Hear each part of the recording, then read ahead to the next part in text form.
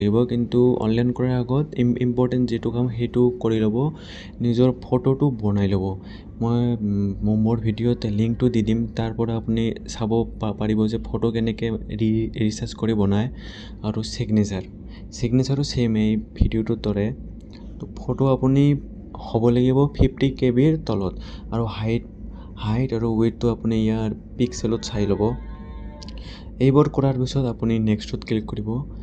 নেক্সটত click কৰিলে ইয়াত ডিটেইলছটো দি দিব, নেম, তাৰপিছত নিজৰ ফাদাৰ্ছ নেম, মাদাৰ্ছ নেম, তাৰপিছত এইটো দিব নালাগে। তাৰপিছত ডেট অফ বাৰ্থটো দি দিব। তাৰপিছত এড্ৰেছটো আপুনি ইয়াত ভাল কৰি দিব। এড্ৰেছটো ইম্পৰ্টেণ্ট হয়। Address, city, district, state, pincode, তাৰপিছত পাৰ্মানেণ্ট। এইটো এড্ৰেছ দিয়াৰ পিছত ছেইম এজ এবভ কৰিলে হৈ যাব।